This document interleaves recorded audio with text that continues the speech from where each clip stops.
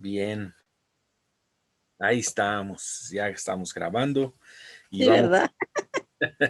vamos a hablar con papá. Bendito Padre, te damos gracias por el privilegio de estar juntos a través de esta medio, de estas ondas, de estas señales, de las nuevas aplicaciones con las que podemos platicar a distancia. Gracias por la vida de los que ya están conectados aquí, por mi hermana Elizabeth, que se conecta desde Salina Cruz, Oaxaca, por la vida de mi hermano José Alfredo, que se conecta desde Tehuacán, Puebla, y por la vida de mi madre, de mi hermana, que se conectan aquí de la Ciudad de México, y de todos y cada uno de los que se vayan a conectar en esta tarde, en esta noche. Que tú hables a nuestro corazón, que nos bendigas con tu palabra, que nosotros estamos sentados a la mesa de ese gran banquete que es tu palabra para nuestro corazón. Y te rogamos, Padre, que hoy nuestro corazón sea sensibilizado para recibir esa semilla y caiga en buena tierra y germine y dé fruto, fruto de bendición. Gracias, papito bueno, por tu palabra. Gracias, Espíritu Santo, porque tú estás llenando, dirigiendo, hablando, enseñando. Gracias, Jesús, porque tú eres nuestro hermano, quien nos ha comprado y nos ha dado vida nueva, una vida eterna maravillosa de la que ahora disfrutamos. Gracias, papito. Amén, amén, amén. Bien, pues vemos aquí, dice la palabra en primero de Reyes, capítulo 18. Narra una historia muy, muy interesante, conocida para muchos, conocida, pero que hoy seguramente Dios tiene algo más que decirnos en esta palabra. Dice, después de un largo tiempo, en el tercer año, la palabra del Señor vino a Elías y le dio este mensaje: Ve y preséntate ante Acab, que voy a enviar lluvia sobre la tierra. Fíjate, le dice, ve y preséntate ante Acab. ¿Quién era Acab? El rey. Y dile que voy a enviar lluvia sobre la tierra. ¿Por qué? Porque no había llovido. Bien, versículo 2. Así que Elías se puso en camino para presentarse ante Acab. En Samaria había mucha hambre. ¿Por qué había mucha hambre? Porque no había llovido, no se había sembrado, y el poco grano que quedaba, pues entonces se lo repartían, pero ya se estaba escaseando. Por lo tanto, Acab mandó a llamar a Abdías. Abdías, ¿quién era Abdías? Quien administraba su palacio y veneraba al Señor. Ahí subraya que Abdías era una persona temerosa de Dios, que veneraba al Señor, porque el rey Acab no lo era, ¿eh? Ahorita vamos a ver más adelante eso. Como Jezabel estaba acabando con los profetas del Señor. ¿Quién era Jezabel? La esposa de Acab, la reina. Y dice que esta mujer andaba acabando con los profetas del Señor.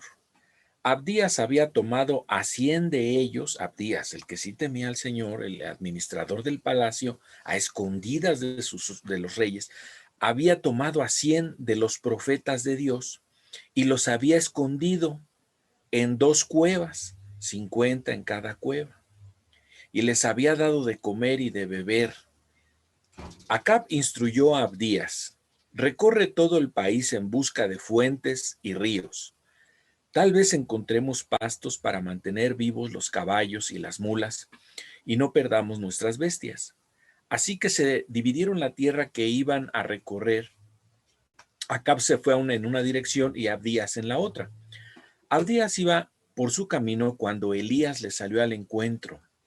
Al reconocerlo, Abdías se postró en tierra y le preguntó: mi señor Elías, ¿de veras es usted? Le dijo: sí, soy yo. Le respondió: ve a decirle a tu amo que aquí estoy. Entonces le dice Abdías: ¿qué mal ha hecho este servidor suyo? Preguntó Abdías, ¿para que me entregue a Acab y él me mate? Tan cierto como vive el Señor su Dios, que no hay nación ni reino donde mi amo no haya mandado a buscarlo. Y a quienes afirmaban que usted no estaba allí, él los hacía jurar que no lo habían encontrado. El versículo 11 dice: y ahora usted me ordena que vaya a mi amo y le diga que usted está aquí. ¿Qué sé yo dónde lo va a llevar el Espíritu del Señor cuando nos separemos? Si voy y le digo a Acab que usted está aquí y luego él no lo encuentra, me matará. Tenga usted en cuenta que yo, su servidor, he sido fiel al Señor desde mi juventud.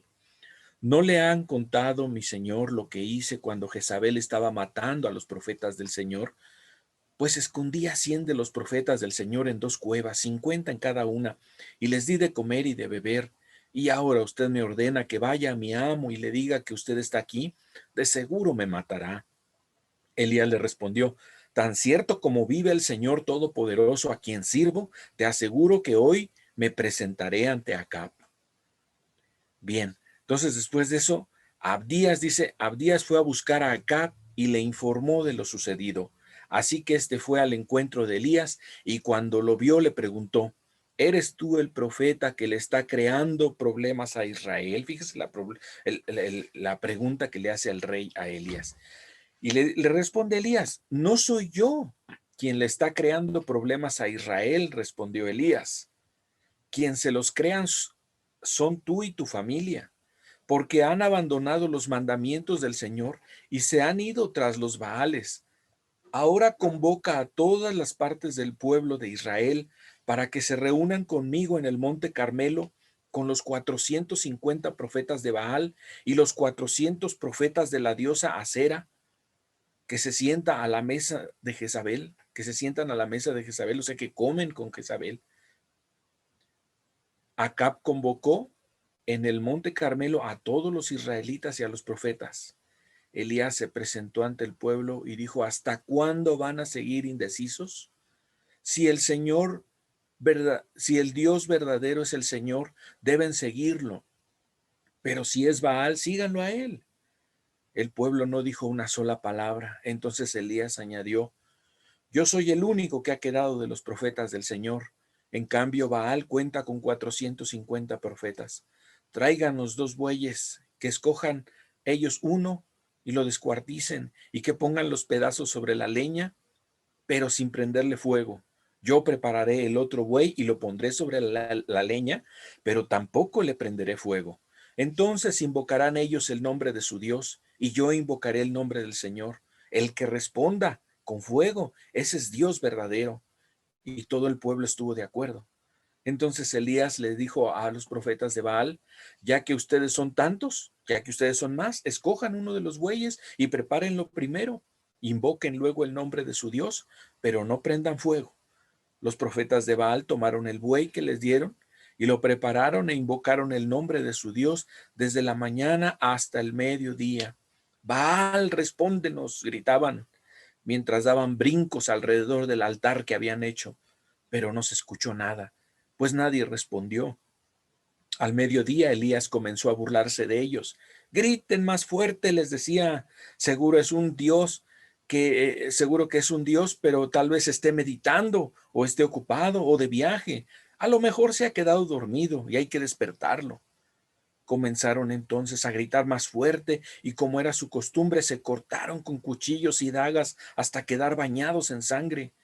Pasó el mediodía y siguieron en ese trance profético hasta la hora del sacrificio vespertino, pero no se escuchó nada, pues nadie respondió ni prestó atención.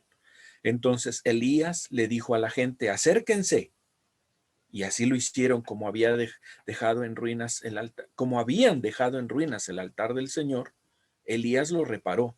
Luego recogió 12 piedras, una por cada tribu, descendiente de Jacob, a quien el Señor le había puesto por nombre Israel.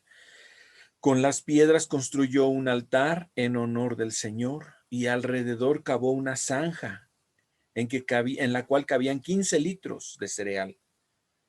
Colocó la leña, descuartizó el buey, puso los pedazos sobre la leña y dijo: llenen de agua 4 cántaros y vacíenlos sobre el holocausto y la leña. Luego dijo: vuelvan a hacerlo. Y así lo hicieron. Y luego les dijo: una vez más, háganlo. Y por tercera vez vaciaron cántaros de agua. El agua corría alrededor del altar y llenaba la zanja. A la hora del sacrificio vespertino, el profeta Elías dio un paso adelante y oró así: Señor Dios de Abraham, de Isaac y de Jacob, que todos sepan hoy que tú eres Dios en Israel y que yo soy tu siervo, y he hecho todo esto en obediencia a tu palabra. Respóndeme, Señor, respóndeme, para que esta gente conozca que tú eres Dios y que estás convirtiéndoles el corazón a ti. En ese momento cayó el fuego del Señor y quemó el holocausto, la leña, las piedras y el suelo, hasta lamió el agua de la zanja. Cuando vieron esto, todos se postraron y exclamaron: el Señor es Dios, el Señor es Dios. Bien, pues vea usted nada más este hermoso pasaje que muy seguramente usted ya ha escuchado antes. Y déjeme decirle algo, de verdad, Dios es maravilloso. Pero algo que me llama la atención es cómo se van desarrollando las cosas en un tiempo en el que había tanta necesidad en Samaria, en Israel. Samaria era una parte de Israel que, por cierto, no era muy apegada al Señor, pero como quiera era parte del pueblo de Dios. Dice la palabra del Señor que en ese tiempo había una gran sequía, y a efecto de esa gran sequía, obviamente había una gran hambre en todo el pueblo. Una gran hambre que de veras les hacía economizar lo más que se pudiera. Dice que del mismo palacio del rey andaban buscando donde hubiera ríos, donde hubiera agua, ¿sí? Porque era lo que más necesitaban, agua. ¿Por qué? ¿Por qué razón necesitaban ellos agua? Bueno, porque tenía años que no llovía en esa tierra. Eh, Buscaban ellos donde hubiera ríos, aguas corrientes, para que por ahí cerca hubiera pastizales y sus animales, principalmente los animales de carga, pudieran sobrevivir a esa gran sequía, llevar a pastar ahí a los caballos, a las mulas. Dice, la verdad es que el alimento escaseaba no solo para las bestias, sino también para los humanos, para los del pueblo de Samaria. Era una nación grande, pero una nación con una gran necesidad. Mientras tanto, en ese tiempo de necesidad, los reyes de Samaria, que eran personas que se habían volcado hacia las adoraciones de los dioses, que no eran el Dios que siempre los había sustentado, el Dios de los cielos, dice que Acab, el rey, era adorador de una diosa eh, que pues era diosa como de la fertilidad, Acera o Aserá, o quién sabe si será, ¿verdad? Y la esposa de él también era adoradora de esa diosa y de Baal. Baal era el dios de la prosperidad, el dios de las riquezas. Fíjense cómo en este tiempo no le suena parecido eso, que cuando más escasean las cosas, la gente se vuelca hacia la adoración de esos dioses que son de la prosperidad, que te dicen con mentiras que te van a dar, que te van a hacer que seas rico, que tú hagas para ellos cosas y entonces te sobrevendrá una prosperidad grande, ¿no? Escuchaba hoy a alguien que meditaba y decía: nosotros los mexicanos somos descendientes de culturas ancestrales, pero con mezcla de europeos que, por cierto, vinieron buscando suerte, ¿sí? Y que algunos en esa mixtura, en ese mestizaje de culturas de entre gente trabajadora, que eran nuestros pueblos ancestrales, y gente que solamente buscaba el golpe de suerte. Pues ahora hay mucha gente así, ¿no? Mucha gente que a veces siente que no importa que no trabaje, pero que un día se va a sacar la lotería y va a ser rico y va a tener mucho, y entonces le apuestan a ese tipo de cosas, aunque a veces se quieren hacer ricos hasta sin comprar el boleto de la lotería, ¿no? Se quieren sacar la lotería sin comprarlo, ¿no? Entonces, no con eso estoy diciendo que vaya usted y compre su boleto en la lotería, le estoy diciendo que mucha gente en este tiempo lo que quiere es quien la saque de una pobreza y que le lleve a tener prosperidad. Bueno, en el tiempo que estamos leyendo aquí del profeta Elías, estaban en una gran sequía, en una situación difícil en una situación difícil porque no había alimento suficiente para todos. Entonces, eh, los reyes mismos de Samaria habían invitado a la gente para que se volviera en adoración hacia dioses de la prosperidad, ¿sí? Era lo que hacía los reyes de Samaria. Acab y su esposa Jezabel invitaban a la gente para que se postrara y trajera holocaustos y adoración a Baal y a Acera y que adoraran a esos reyes, a esos dioses de la prosperidad. Ahora, se parece mucho a nuestro tiempo, ¿no le parece? Que hoy en día la gente siempre se está quejando de la situación, ¿no? Yo escucho por todos lados, escucho a mis compañeros de trabajo y casi con cualquier persona que platiquemos, siempre dice, oye, pero es que la situación está muy mal, la situación. Y yo digo, híjole, ¿cuándo estuvo bien, no? O sea, decían los abuelitos, no, ya pasó el tiempo en el que amarraban a los perros con longaniza y no se la comían.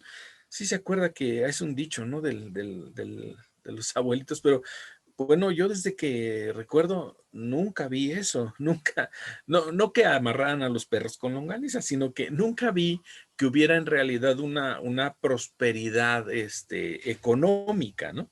Lo que pasa es que a lo mejor en los tiempos de nuestra infancia nosotros no éramos tan conscientes de eso y ya después a medida de que fuimos entrando con más edad y madurez a la vida, entonces ya nos tocó recibir el impacto de la economía, ¿no?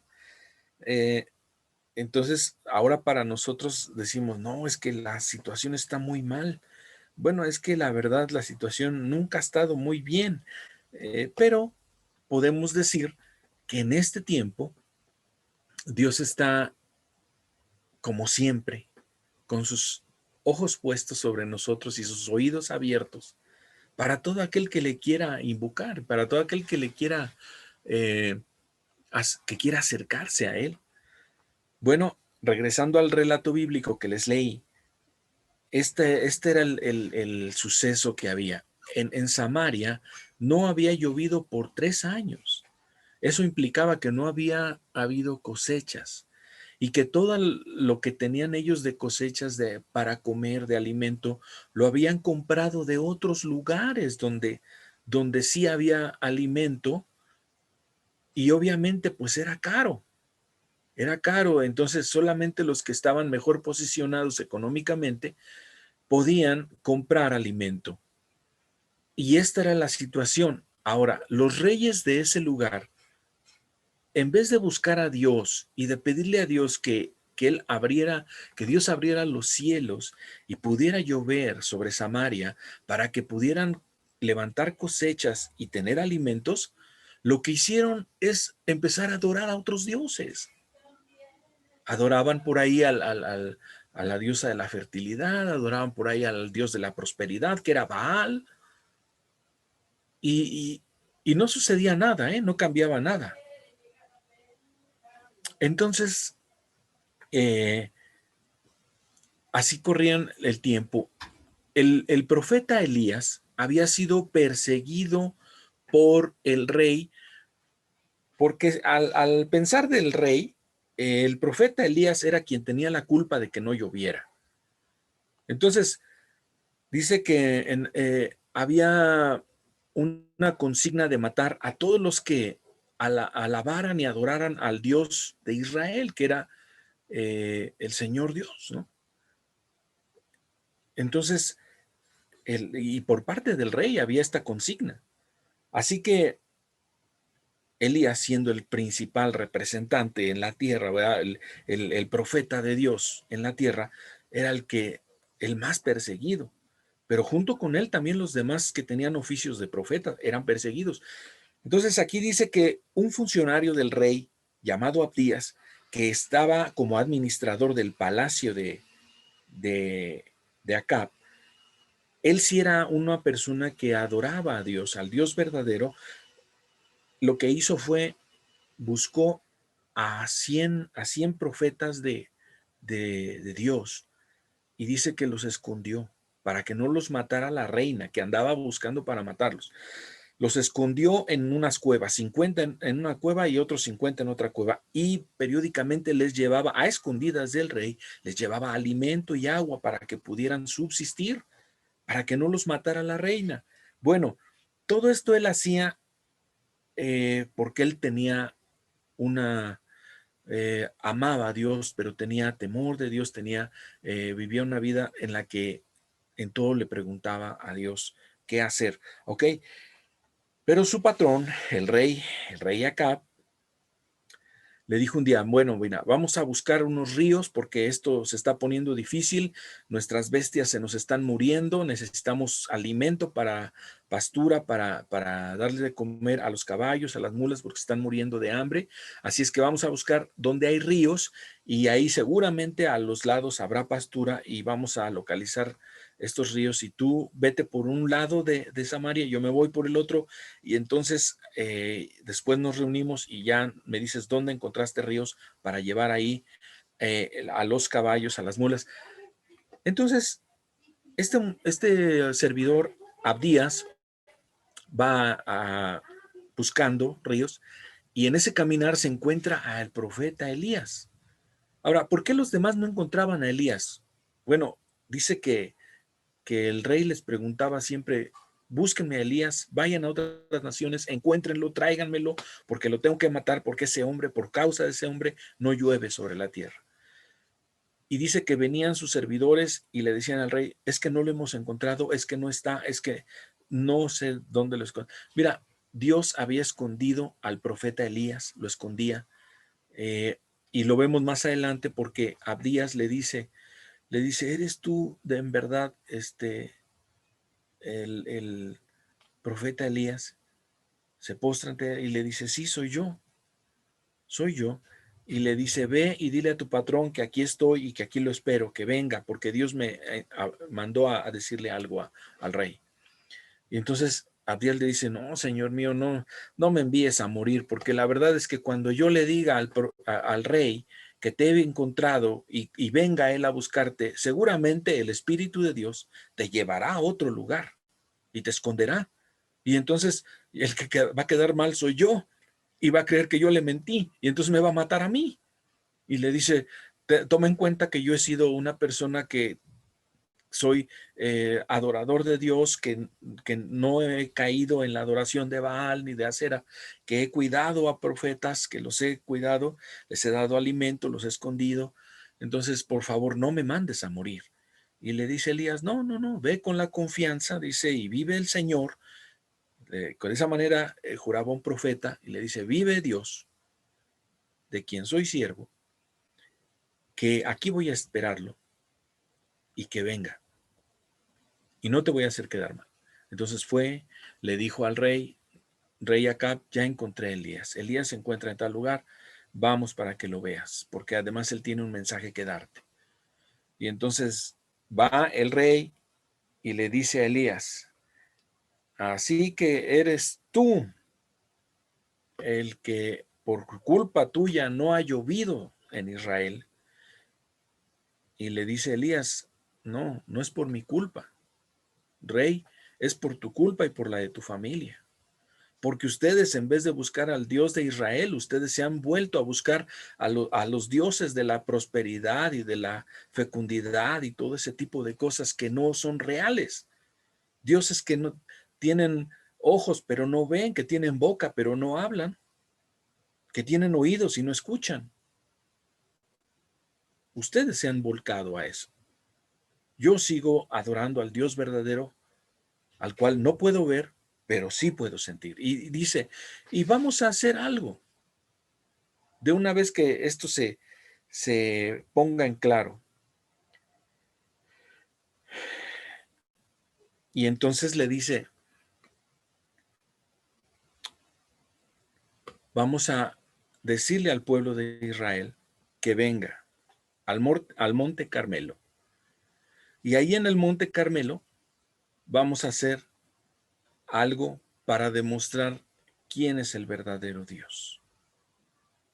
¿Sí? Y bueno, es una historia poderosa, pero a la vez que nos muestra también que Dios siempre está dispuesto a escuchar las oraciones del que le busca. ¿Sí? Dice que el rey Acab juntó a todo el pueblo de Israel y no solo vino el pueblo, sino que vinieron también los sacerdotes de esas deidades a las cuales se había volcado el pueblo. Vinieron también, dice, 450 sacerdotes de Baal, 400 sacerdotes de la diosa Acera, también estuvieron ahí.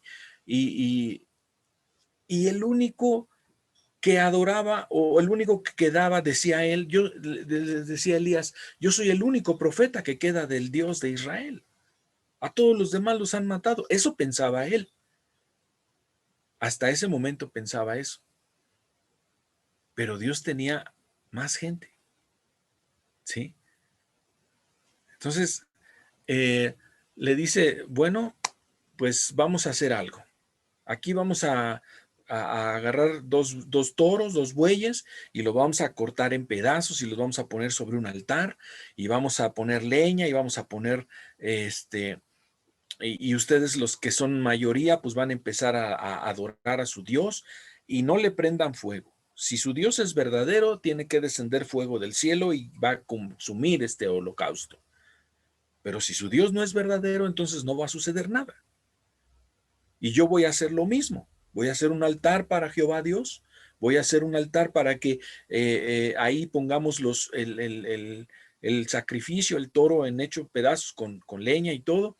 Y yo voy a clamar a Dios. No le voy a poner fuego. Del cielo tiene que descender fuego para consumir ese holocausto. Y si es así, entonces quedará demostrado que Jehová es Dios. Entonces le dice, ok, bueno, entonces empiecen ustedes que son mayoría. ¿Sí?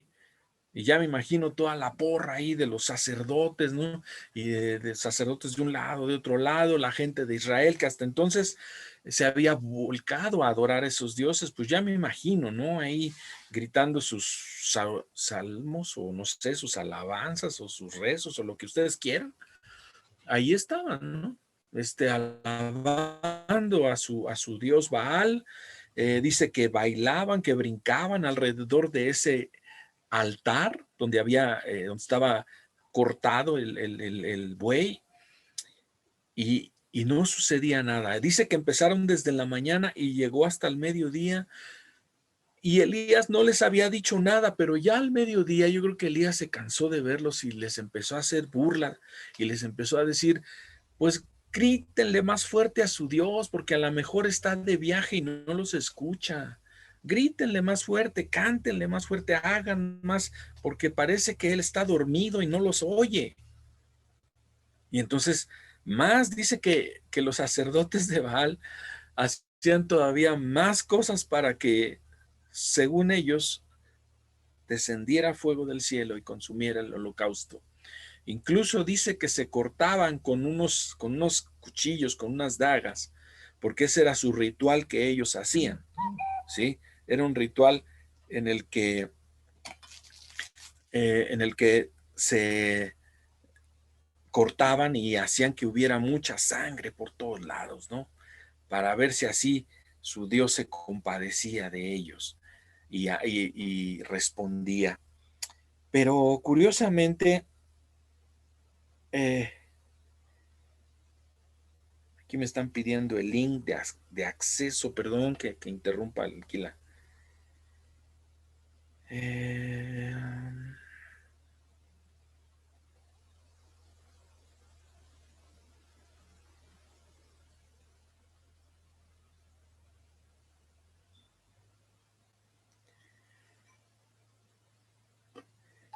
perdón.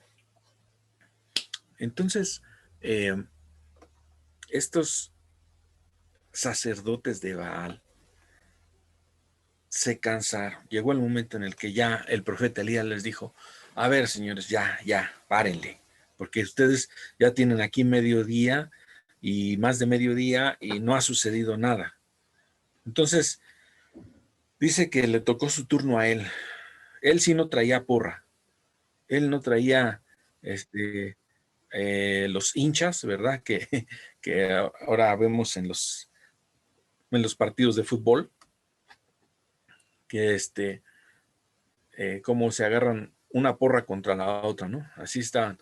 Pero él no llevaba ni porra y casi nadie de la gente que estaba ahí, por miedo al rey, casi nadie adoraba al Dios de Israel.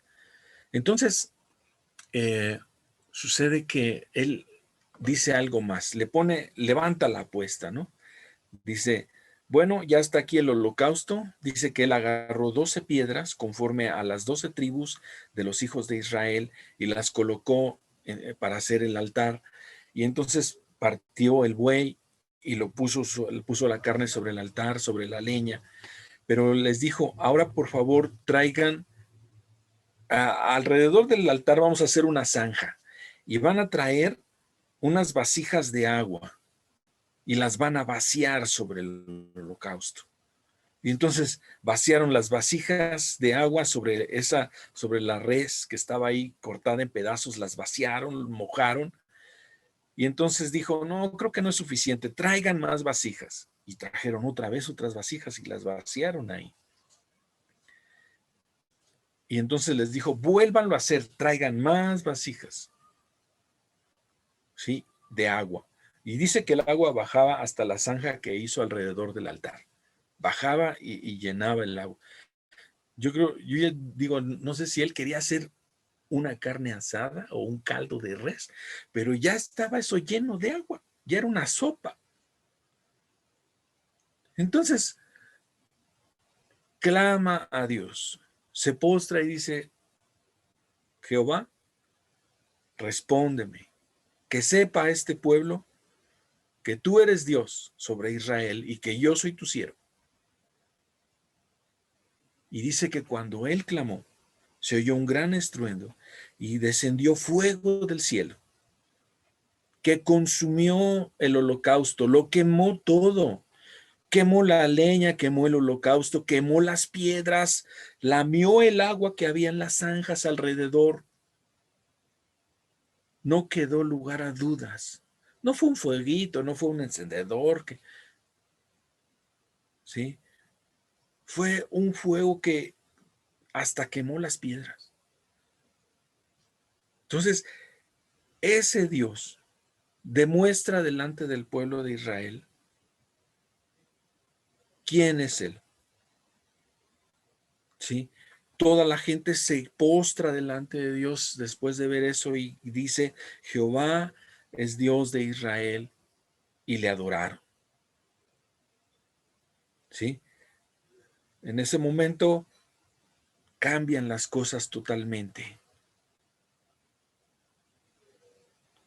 Totalmente cambian las cosas porque el pueblo de Dios empieza a ver quién es verdaderamente Dios. Ellos habían corrido por mucho tiempo tras ídolos.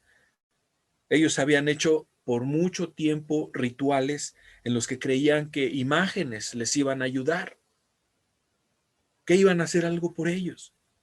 Pero pasaban los años y nada sucedía. Pasaba el tiempo y nada cambiaba. Seguían en sequía, seguían en pobreza, seguían necesitando alimentos, seguían en una situación precaria. Yo no sé si seguían tal vez enfermos, hasta vieron familiares morir. por la misma situación tan paupérrima en la que estaba Samaria, que era el lugar donde vivían. Y siempre culpando a Dios, no, pues Dios se ha olvidado de nosotros, no, pues qué caso tiene que nosotros sirvamos a Dios, no, pues ya ven, esto ni sirve para nada, ni esto. Y venían los reyes que seguían a otros dioses y les decían, no, es que ya nos dijeron los profetas, porque dice que los profetas de Baal también les daban profecías, por eso se llaman profetas, porque daban profecías. Y les decían, no, hagan más holocaustos para que traiga yo una lluvia abundante sobre todo Samaria y entonces podrán levantar cosechas y comer. Y la gente le creía ahí otra vez porque los reyes lo decían. ¿Cuántas veces vemos así a los pueblos, a la gente, que ahora las comunicaciones son distintas? Ahora los dioses son a través de la televisión, de las aplicaciones, del internet, y la gente escucha a unos diciéndoles, no, mira, parece que es por acá, síguele por acá, te invito en este camino, no, hombre, nos va re bien a todos, no, hombre, cuando tú estés aquí vas a ver. Nada más que tienes que hacer estas cosas, estos rezos, o poner esta agüita aquí o esta tierrita allá, y mira, y nos tienes que mandar un dinerito para que esto suceda y todo eso. Y la gente ahí está dando, ahí está haciendo, ahí está creyendo, y no sucede nada en sus vidas. Qué triste, pero hoy en día vemos muchas cosas así.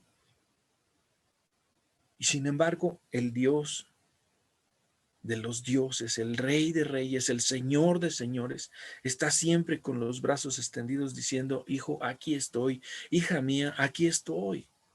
Todo es cosa de que tú quieras tener esa comunicación conmigo. Dios nos invita a ser familia de Él. Muchos de nosotros creemos que Dios nos invita a ser sus esclavos, que Dios nos invita a ser sus servidores, que Dios nos invita. No, ¿sabes por qué Jesús vino en forma de hijo? De ser el Hijo de Dios, precisamente para restaurar esa comunión que Dios quiere tener con la creación.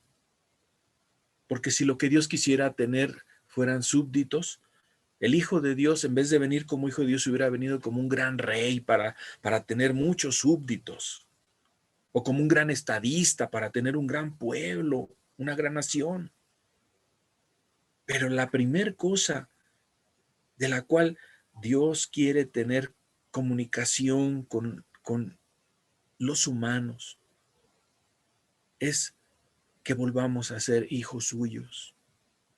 Por eso nos envió a nuestro hermano mayor, a Jesucristo, para que nos enseñara cómo se vive la vida de un hijo de Dios. Regresando al relato de Elías, Elías pensó que nada más él solo quedaba. Él se sentía solo en un país de gente idólatra. Elías se sentía solo frente a unos reyes que eran apóstatas, idólatras, santeros, satanistas, no sé qué tanto más eran esos reyes. Acab y Jezabel eran reyes tremendos. A lo mejor salían en la televisión, ¿verdad? Y decían, ay, miren qué bonita pareja presidencial, ay, miren qué bonito caminan, ay, miren qué bonito se visten, ay, se visten a la moda de Hugo Boss, no sé, de Louis Vuitton, trae sus bolsas y todo, miren nada más, Jezabel, qué hermosa se ve, qué cuerpazo, qué apuesto es su esposo, acá. Pura pantalla, ¿no? Pura pantalla, porque dentro de ellos eran unas personas bien enfermas, bien tristes su vida.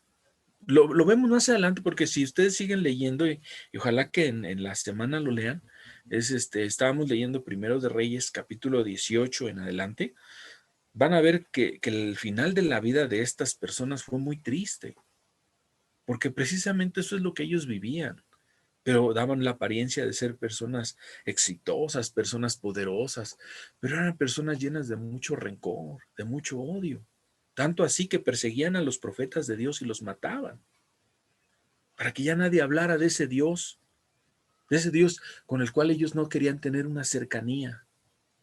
Porque cuando alguien tiene su corazón podrido, sucio, ya que no, se aleja de Dios. Da una apariencia de que no, pues sí, es Dios muy bueno, pero se da la vuelta y dice, no, yo no quiero nada con ese Dios. A mí mis fuerzas, a mí lo que yo puedo hacer. Yo, de veras, a través del tiempo he escuchado a tanta gente así que se jacta de lo que sus fuerzas pueden hacer, lo que su dinero, lo que su esfuerzo, lo que sus estudios le pueden dar, y verlos más adelante cuando ya están afligidos en su corazón, cuando ninguna de sus tesis les ha resultado, cuando todo se les ha volteado en contra, cuando hasta la enfermedad les ha golpeado, tantas cosas que han vivido, y de veras es triste ver una vida, pero de todas maneras, aún en esos momentos, Dios sigue teniendo los brazos extendidos para recibirlos, si ellos quieren, si ellos quieren, ¿sí? Dios, mientras nos da un día, nos presta un día de vida, nos está diciendo, hija, hijo, yo te amo. Aquí estoy para recibirte, para abrazarte, para hacerte saber cuánto te amo. Porque ese es precisamente el objetivo de Dios, hacernos saber cuánto nos ama. Regresando otra vez al relato de Elías, cuando sucedió esto, que el pueblo de Dios, el pueblo de Israel, volvió a venir ante el Señor, y recibió a Jehová como su Dios, y volvió a abrazar la fe de Cristo, la fe de Dios, ¿verdad? Del Dios de Israel. ¿Qué sucedió inmediatamente? Inmediatamente, si siguen leyendo ahí el relato, eh, Dios abrió los cielos y vino una gran lluvia sobre Israel. Empezó a llover. Fíjate, quienes detenían la bendición para el mismo pueblo de Samaria, de Israel, eran ellos mismos. Ellos mismos detenían la bendición. No llovía sobre Samaria porque ellos no buscaban al Dios de Samaria, al Dios de Israel. ¿Cuántas veces a lo mejor nosotros estamos en esa misma situación? Deteniendo la bendición de Dios para nuestro hogar, para nuestra familia, para nosotros mismos. Porque nosotros andamos buscando en otro lado, buscando otras cosas, pero no buscamos al Dios que dio su vida por nosotros en una cruz. A veces lo que andamos buscando son sus dádivas, ¿no? Pero Dios quiere que tú le busques a Él, que tú te acerques a Él. Él no está lejos, Él está a la puerta. Dice, aquí, yo estoy a la puerta y llamo. Dice así en Apocalipsis capítulo 3. Si alguno oye mi voz y abre la puerta, entraré a Él y cenaré con Él y Él conmigo. O sea, tendremos esa comunión de la que está hablando Dios. Pero si nosotros cerramos nuestros oídos y decimos, ay, después, ¿y después de qué? ¿Después cuándo? Hoy es el día, mañana no sabemos, mañana no nos pertenece, ni siquiera sabemos si mañana vamos a estar. Entonces, el momento es hoy. Ahora, lo mismo es aplicable no solo para venir ante Jesús, y venir y recibirle, y, y venir, y también que vengamos con el Padre, ¿verdad? Con nuestro Dios, y le recibamos como nuestro Padre, que volvamos a ser hijos suyos, pero no de palabra. Decimos, es que todos son hijos de Dios. Bueno, es hijo de Dios el que hace las obras de Dios, el que vive con Dios diario, ¿no? No solo el que nada más le está pide, ¿no? O sea, todo el mundo le pide a Dios, pero ¿cuánta gente en realidad vive con Él en su vida? Entonces, yo creo que tú te das cuenta, es como una persona que tiene un empleo, y mucha gente lo conoce, ¿no? A mí me conoce mucha gente y me saluda y algunos me piden favores y cuando puedo se los hago, otros a lo mejor participan de mi trabajo y todo lo que sea. Pero ¿quién en realidad tiene una cercanía conmigo? Pues la gente de mi casa, mis hijos, mi esposa. Ellos sí son mi familia. Tenemos una cercanía bien grande. ¿Por qué? Porque una cosa es ser padre o esposo y otra cosa es ser un conocido. Entonces, la gente puede tener como conocido a Dios. Sí, no, Dios es bueno. Sí. ¿Qué ha hecho en tu vida? Pues no solo qué ha hecho en tu vida, qué quiere hacer en tu vida. Seguramente quiere hacer cosas grandes en tu vida, cosas maravillosas. Y eso lo sabemos los que ya lo hemos recibido como padre. Ahora sí, ya no estamos huérfanos, tenemos un papá y un gran papá. ¿Sí? Entonces, eh, regresando al profeta Elías, algo que me llama mucho la atención es que él creía que todo lo que había sucedido este, en ese momento de que descendió fuego del cielo y consumió la ofrenda y cosas poderosas, pensaba él que es solo porque él había orado a Dios en ese momento. Pero déjame decirte algo. ¿Te acuerdas de los 100 profetas que, que el administrador del palacio había escondido? 50 en una cueva y 50 en otra cueva. Te asegura que ellos estuvieron orando porque Dios respondiera a Elías también. ¿Sí? Entonces no solo fue la oración de Elías, también la oración de aquellos, por lo menos de aquellos 100. Y más adelante Dios le dice a Elías, porque Elías viene en una situación de depresión después de todo esto, ¿verdad? Y le dice Dios a Elías, le dice, eh, tú crees que eres el único que queda de la gente que me sigue, que me adora. Dice, pero no, no te equivoques.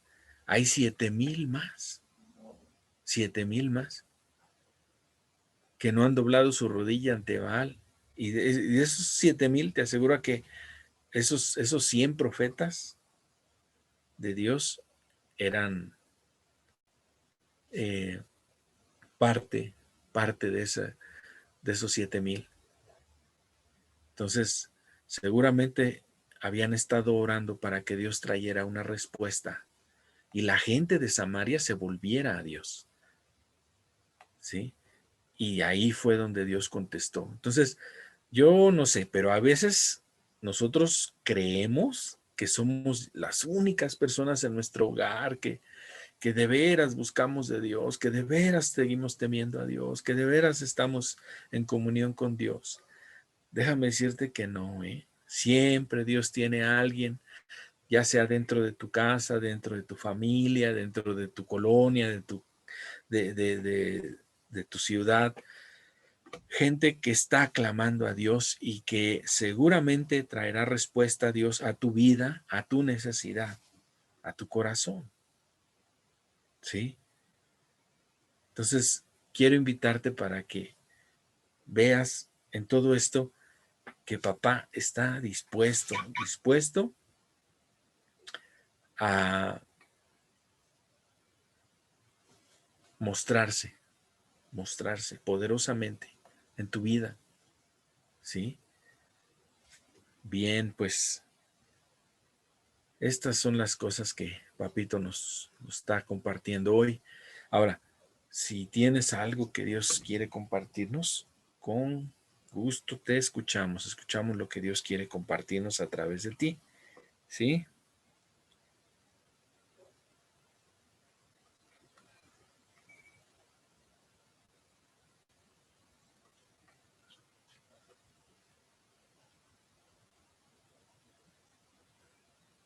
¿Hay algo que Dios te esté poniendo en el corazón que quieras compartir?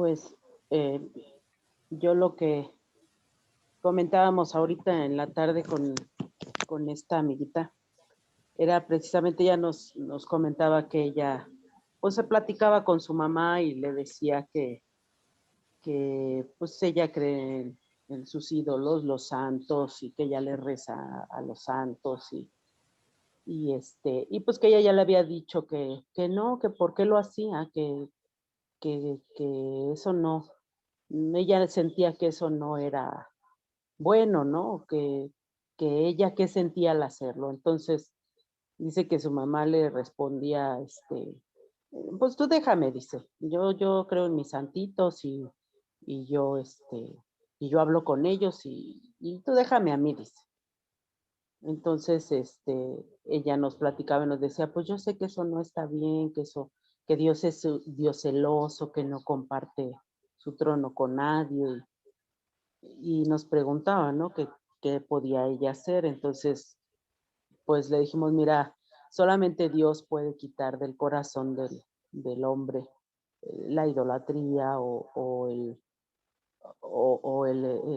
la creencia, ¿no? En lo que ellos tienen de los ídolos. Y por más que tú le digas, pues no, ella no lo va a asimilar, no lo va a entender de esa manera. Pero cuando es Dios el que trata con la persona, de alguna manera queda muy bien entendido, ¿no? Que en nuestro corazón no hay más lugar para nadie más, solamente para Dios. Entonces, yo creo que esto que comentas, pues habla de eso precisamente, ¿no? Que a veces el trono de nuestro corazón es ocupado, a veces no tanto por imágenes, como le decía yo a esta mujercita, no, a veces no son imágenes nada más, sino que a veces es el esposo, los hijos, nuestro trabajo, como decías, nuestra carrera, lo que estudiamos. Tenemos en el trono de nuestro corazón cualquier otra cosa menos a Dios, que es el que le pertenece, ¿no? Entonces nos convertimos como en estas personas, ¿no? Que ellos creían firmemente en sus ídolos y pensaban que ellos los iban a rescatar, ellos iban a hacer la señal que Elías pues les decía, ¿no? Que pidieran, ¿no? Que se manifestaran sus dioses. Y pues no, la verdad es que no sucedió así. Pero cuando nosotros reconocemos que el único que tiene el trono de nuestro corazón y el poder para hacer lo imposible en nosotros, es donde se manifiesta realmente el poder de Dios. Entonces yo creo que eso es lo que Él pide de nosotros en estos tiempos, que lo pongamos a Él como nuestro Rey, nuestro Señor, el que tome el trono de nuestro corazón, que es similar a nuestra voluntad. O sea, la realidad es eso, nuestra voluntad rendida a los pies de Dios. ¿Para qué? Para que, yo le comentaba a esta mujer, cuando nosotros seguimos haciendo nuestra voluntad, nos equivocamos, la regamos y tenemos que vivir muchas veces las consecuencias de esa voluntad que dijimos, no, yo lo voy a hacer porque yo lo quiero hacer, porque creo que así está bien y yo lo voy a hacer así. Es nuestra voluntad haciendo y dirigiendo nuestra vida. Y muchas veces pues nos hemos equivocado y estamos viviendo las consecuencias de nuestra voluntad.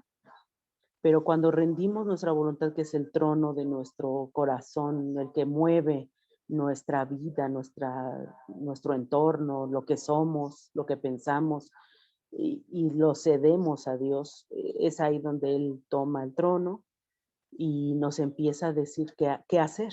Ya no decimos, yo voy a hacer, creo que esto es lo mejor, pienso que esto está bien. Ya es, Señor, ¿qué debo de hacer? Y es ahí donde rendimos nuestra voluntad y Él se manifiesta con poder y con gloria como lo hizo en este caso con Elías, ¿no? Y manifestó. Y aunque tengamos muchas cosas en contra y veamos, nuestros propios ojos vean que es imposible lo que por donde nos dice que sigamos o hagamos, confiar en que Él es el que tiene el control de nuestra voluntad y entonces es cuando suceden los milagros, sucede la manifestación del poder de Dios y nosotros vemos la grandeza de Dios en nuestras vidas. Entonces, es lo que yo percibo y entiendo que a lo que se refiere esta anécdota de la Biblia, ¿no? Sí, sí, gracias. La verdad es que en la medida en la que aprendemos a tener esa sensibilidad de oír a papá en nuestro corazón, eh, empezamos a dejar de ser necios, ¿no? El necio es el que sabe que está mal y sigue queriendo estar mal, ¿no? Pero el que busca la dirección de papá, eh, creo que necesita hacer uso de sensibilidad, de una sensibilidad que el Espíritu Santo nos da cuando hay en nosotros ese deseo, ¿no? Y yo creo que todos los que estamos aquí tenemos ese deseo, y mucha gente a la que conocemos, amigos nuestros o familiares o gente, yo creo que tiene esa sensibilidad de querer ya no oír su propia voz, sino oír una voz más sabia, más autorizada, más certera o en realidad certera, ¿no? Que es la voz de Dios, la voz de papá. Y ahí es donde está siempre el enfrascado, el problema de una vida abundante y una vida escasa. La vida escasa es la que es dirigida por nuestra propia mente, por nuestros propios ideales y o nuestra propia sabiduría. Y esa nos ha traído a por lugares muy oscuros, ¿no? Por lugares muy tristes. Y la vida abundante está basada en los pensamientos de Dios, que obviamente nosotros no la tenemos, sino que esa viene directamente de Él, ¿sí? Los pensamientos de Dios para nuestra vida, para nuestro momento. Últimamente se usa en las tarjetas de crédito o de débito, que si tú quieres comprar algo con ella, digo, yo no tengo una, pero he visto a los que compran, ¿verdad? Ya ven que los hijos ahora ya saben hacer todas esas cosas y ellos se manejan así. Con una tarjeta de débito o de crédito compran algo y tienen que poner una clave, aparte del número de la tarjeta, deben de poner una clave que anteriormente venían 3 números atrás de la tarjeta y que no deberían de darle a nadie. Pero ya no es así, sino que en el momento en el que ellos van a hacer la compra, entran a su aplicación del banco y les mandan un número que es el correspondiente para hacer la compra en ese momento. Y creo que dura 1 minuto o 2, no sé cuánto dura, de vigencia. Y si no ponen ese número, entonces, intentan comprar la cosa que iban a comprar y hacen 3 intentos, se la bloquean, le bloquean la tarjeta porque piensan que es alguien que va a robarles. Entonces, ahora, ¿por qué les digo esto? Porque para cada situación de nuestra vida, y cuando digo nuestra vida, me refiero a la vida de Samuel Martínez, y tú a la vida con tu nombre, de cómo te llames, necesitas pedirle a Dios o hablar con papá y decirle qué es lo que en este momento ocupo para mi vida, en esto que estoy pasando. ¿A través de qué va a venir la provisión? ¿A través de qué va a venir la sanidad? ¿A través de qué o de cómo va a venir el consejo sabio, la palabra pertinente, la actitud idónea para esto que estoy viviendo? O sea, no puedes hacer uso de una clave que te fue dada ayer, antier o hace 14 años o 20 o 30, porque eso fue para ese momento, para esa situación y para la persona que tú eras en ese entonces. Pero la persona que tú eres ahora, en el momento en el que estás viviendo ahora, requiere de una clave específica, especial, de ese momento para que sea aplicable a esa situación. Y es ahí donde necesitamos tener esa comunicación con la fuente de la provisión y de la bendición, que es Dios, que es nuestro Padre.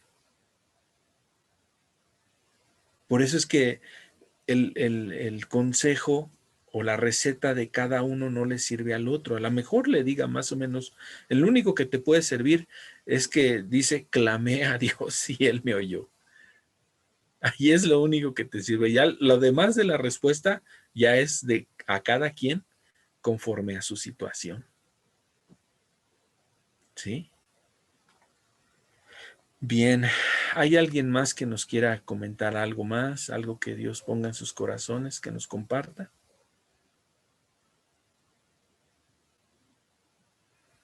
Bueno, si no es así, pues vamos a dar gracias a papá y vamos a orar.